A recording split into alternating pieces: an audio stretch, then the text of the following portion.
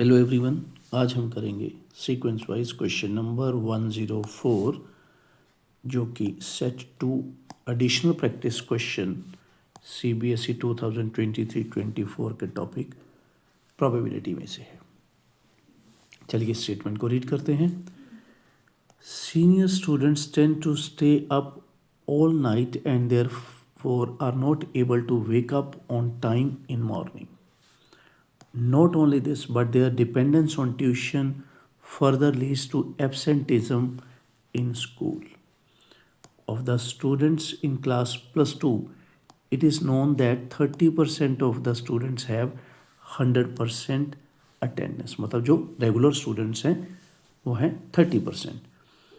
Previous year results reports that 80% of all the students who have 100% attendance attains A grade and 10% irregular students attains A grade in their annual examination. At the end of the year, one student is chosen at random from the class plus 2. Find the conditional probability that the student attains A grade given that he is not 100% regular student. तो अब दोबारा से एक तो ये हो गया overview हमारा पैराग्राफ का. अब मैं आपको बताता हूँ इसमें से कैसे कैसे चीज़ें आपने उठानी है. देखिए, पहले तो हमें पता चला है कि भाई एक तो बात हो रही है रेगुलर स्टूडेंट की, ठीक है. जैसे ये जो 100% वाले तो रेगुलर स्टूडेंट है, ठीक है. जिनकी 100% अटेंडेंस है, इसका मतलब वो रेगुलर स्टूडेंट है. वो है कितने? इनकी 100% अटेंडेंस है 30% है. तो अब मैं यहाँ पे मानूंगा पहले E1 जो है स्टूडेंट इज रेगुलर, क्योंकि एक रेगुलर स्टूडेंट की बात की गई है और एक उसका उल्टा मतलब irregular student. Student is irregular. दो बातें हुई हैं, ठीक है. अब इसके बाद उसने एक बात और छेड़ी हुई है बीच में कि ए ग्रेड का आना. तो इसको मैं लिख लेता हूँ कैपिटल ए. क्या है? स्टूडेंट अटेन्स ए ग्रेड, कि स्टूडेंट का ए ग्रेड आया है. तो अब देखिए, अब हम जो है न्यूमेरिकली इनकी प्रोबेबिलिटीज लिखते हैं. देखिए, पहली लाइन में यहाँ पे मैं आपको बताता हूँ. देखिए, साफ साफ यहाँ पे लिखा हुआ है कि 30% बच्चे क्या हैं? रेगुलर हैं. तो इसका मतलब PE1 क्या बन गया? 30%. इरेगुलर के बारे में उसने कुछ नहीं बताया. क्यों नहीं बताया? क्योंकि भाई अगर रेगुलर के बारे में बता गया 30% है तो इरेगुलर कितने हो गए? 70%. ठीक है, रेगुलर बता के गया 30%, तो हमने क्या किया? माइनस कर लिया. इरेगुलर कितने बच गए? 70%. अब इन बातों को पढ़ते हैं थोड़ा सा कि भाई ये क्या देखेगा. देखिए, previous year results reports that 80% of all the students who have 100% attendance. 80% ऐसे बच्चे हैं जिनकी 100% अटेंडेंस है और उनका क्या आया है? A grade. तो ये दोनों चीज़ों को मिला के देके गया है. ध्यान रखना आपने. क्या है?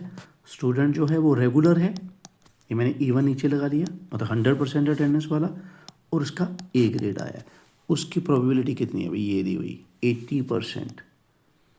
और रेगुलर बच्चे की ए ग्रेड आने की प्रोबेबिलिटी, ठीक है. उसके बाद E2 लिखूंगा मैं नीचे. ये हो गया इरेगुलर की बात हो रही है. अब इरेगुलर के ए ग्रेड आने की प्रोबेबिलिटी क्या है? 10%. 10%, ठीक है. तो ये हमने डाटा उठा लिया अच्छी तरह से. अब आगे चलते हैं. अब फर्स्ट पार्ट में देखिए क्या है. इसको मैं इरेज करके दोबारा से हम पढ़ेंगे, फिर उसके जवाब तक पहुंचेंगे. देखिए क्या है. Find the conditional probability that a student attains A grade given that he is not 100% regular student. मतलब अब बिल्कुल साफ है कि भाई क्या चाहता है वो, कि स्टूडेंट का जो है गिवन दैट से, गिवन दैट वाले को नीचे लिखना है, अपने ध्यान रखना है.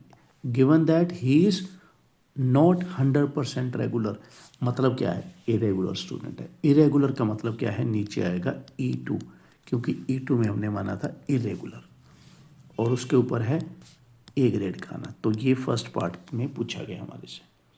और इसकी अगर बात करें तो भाई ये देखिए, ये तो हमारे पास पहले ही है, ये तो डाटे में दिया हुआ है, तो मैं इसको लिखूँगा 10%, इसका जवाब आ गया। ठीक है, इसको हटा देते हैं, अभी क्वेश्चन मार्क नहीं रहा है, अब हमें पता चल गया कि क्या था। अब आओ इस सेकेंड पार्ट पे, what is the probability of attaining A grade by student of class +2। अब हमें पहुंचना है ए ग्रेड बच्चे को चाहिए।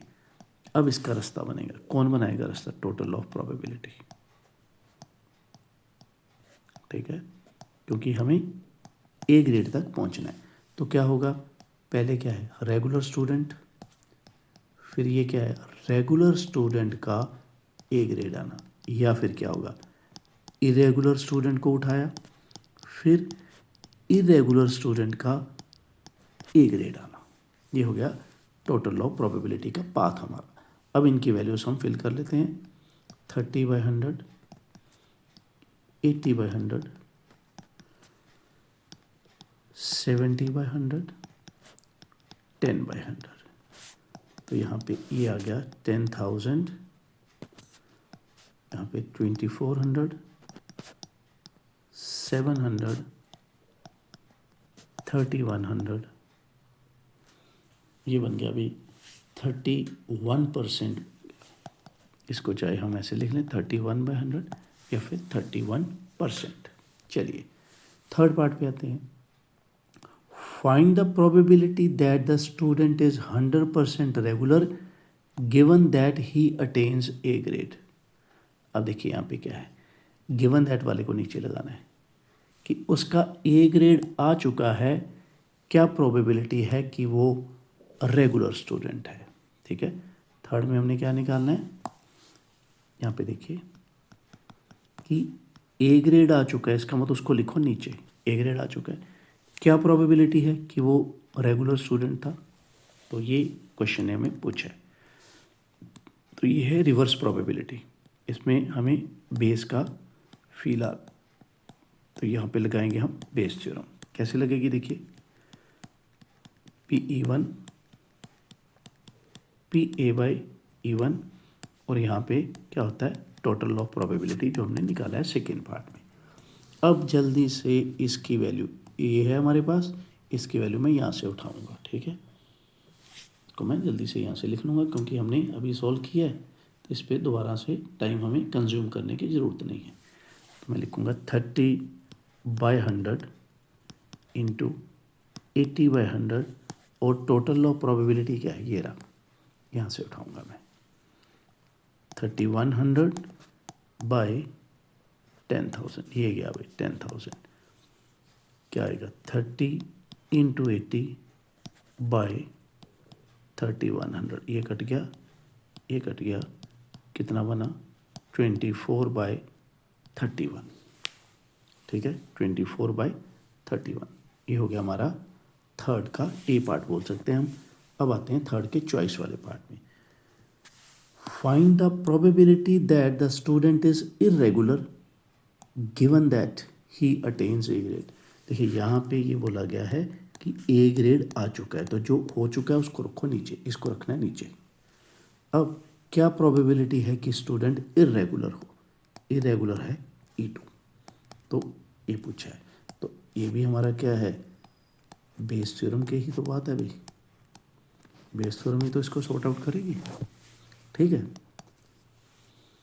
Probability of E2, probability of A/E2 upon probability of A, total of probability जो हम निकालते हैं। अब इसकी वैल्यू फिर मैं आपको बोलूँगा कि भाई यहाँ से ये रहा न्यूमरेटर, यहाँ से उठा लो चुपचाप से 70/100, 10/100 अपॉन टोटल ऑफ प्रोबेबिलिटी, यहाँ से उठा लो 3100 अपॉन 10,000, इसको काट लो 700 अपॉन 3100, ये काटो, क्या आया 7/31। तो भाई ये इसी तरह से हमारा ये वाला जो केस स्टडी है यहाँ पे अच्छी तरह से विद फुल डिस्कशन हमारा ख़त्म हो चुका है। तो अगर आपने नए केस स्टडीज़ ट्राई करने हैं तो आपको दूसरी प्लेलिस्ट पे जाना पड़ेगा जिसमें टॉपिक वाइज केस स्टडी है, फ्रेश एंड न्यू। इसका लिंक एंड स्क्रीन पे मिल जाएगा। इस केस स्टडी का जो मैंने अभी सोल्यूशन आपको समझाया, इसकी PDF आपको डिस्क्रिप्शन बॉक्स में मिल जाएगी।